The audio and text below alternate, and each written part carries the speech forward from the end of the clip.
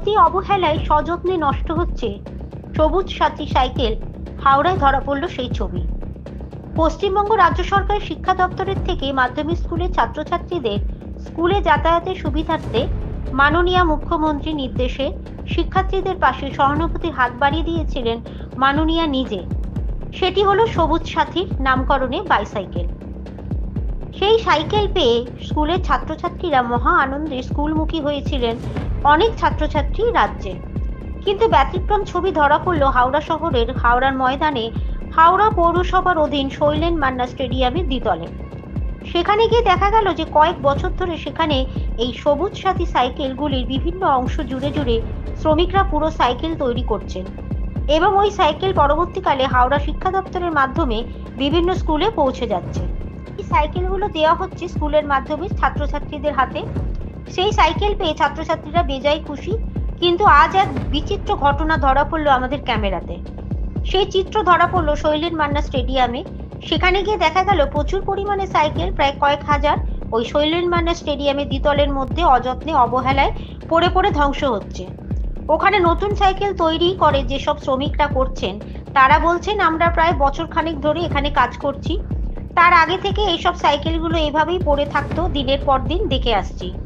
হাওড়া পৌরসভার বর্তমান প্রশাসক ডাক্তার সুজয় চক্রবর্তী জানাচ্ছেন, এ বিষয়ে জানতে চাইলে তিনি আমাদেরকে জানান হাওড়া পৌরসভা সাইকেল রাখার জন্য জায়গাটি দিয়েছে, কিন্তু এতে তাদের কোনো রকম এখতিয়ার নেই সাইকেল কি অবস্থায় আছে আর না আছে দেখার।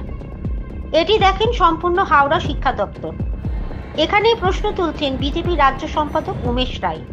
তিনি বললেন, মাননীয় মুখ্যমন্ত্রীর স্বপ্নের প্রকল্প এইভাবে নষ্ট হচ্ছে, এটা সমাজের একটি দুর্নীতির ব্যাধি বলে তিনি আখ্যা দিলেন। তিনি বললেন, এত হাজার হাজার সাইকেল যদি ছাত্রছাত্রীদের হাতে তুলে দেওয়া হতো তাহলে তারা উপকৃত হতো। কি উদ্দেশ্যে এই সাইকেলগুলো অকেজো করে রাখা আছে সেটাই ভাবাচ্ছে তাকে।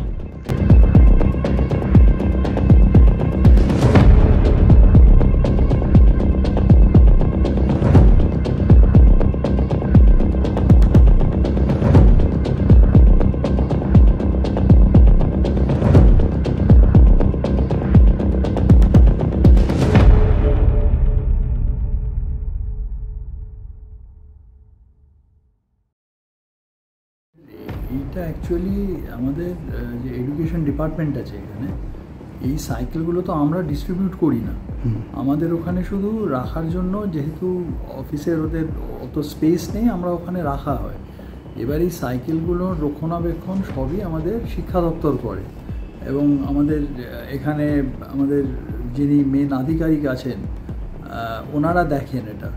তো এইটার উত্তর মানে ওনারা দিতে পারবেন যে মানে কীভাবে ওনারা, নিশ্চয়ই কোনো নির্দিষ্ট প্ল্যান আছে ওনাদের ডিস্ট্রিবিউশনের বা কিছু, এটা তো আমি বলতে পারবো না। কিন্তু সাইকেলগুলো সমস্ত অকেজো হয়ে গেছে। আমি আবারও বলছি আপনার, এইগুলোর পুরোটা আমাদের ওখানে শুধু জায়গায় সাইকেলগুলো রাখা হয়, কিন্তু সাইকেলের রক্ষণাবেক্ষণ কিভাবে দেয়া হবে, ডিস্ট্রিবিউশন হবে, এটা পুরো দেখে শিক্ষা দপ্তর।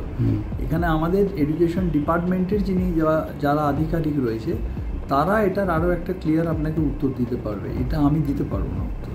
এটা পৌরসভার এখানে কোনো পৌরসভার জায়গাটা শুধু দেয়া হয়েছে জিনিসটা রাখার জন্য, কারণ অত সাইকেল ওনারা রাখবেন কোথায়। আচ্ছা, কিন্তু এর বেশি কিছু আমাদের ওই জায়গাটাতে আমাদের খুব বেশি কিছু করণীয় নেই। Thank you. ঠিক আছে। আজকে একটা স্পোর্টসের কম্পিটিশনের গিয়ে যেটা দেখা গেল, পশ্চিমবাংলার রাজ্য সরকার কত উদাসীন আছে নিজের অনেকগুলো প্রকল্পকে কার্যে রূপায়ণ করতে। আজকে দেখা গেল হাওড়ার শৈলেন মান্না স্টেডিয়ামে হাজার হাজার সাইকেল যেটা ছাত্রছাত্রীদেরকে দেওয়ার জন্য রাখা আছে, তাদের অবস্থা খুব খারাপ, সেটা পচে যাচ্ছে, তার খোঁজ নেওয়ার কোনো লোক নেই, কোনো সুদ নেই যে এই হাজার হাজার সাইকেল কত কোটি টাকা খরচ করে কেনা হয়েছে। একদিকে রাজ্য সরকারের প্রাইমারি স্কুলে শিক্ষকরা, হেডমাস্টাররা এডমিট কার্ড আর রেজাল্ট পর্যন্ত যেটা বাজারে কেনা যায় সে কিনতে পারছে না, তার পয়সা নেই, আর্থিকভাবে এতই খারাপ অবস্থায় আছে।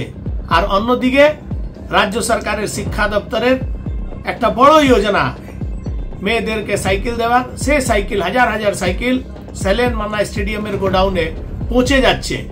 এর দায়িত্ব কে নেবে? আর কেন আমরা বলবো না যে শিক্ষা বিভাগের বড় দুর্নীতি হচ্ছে।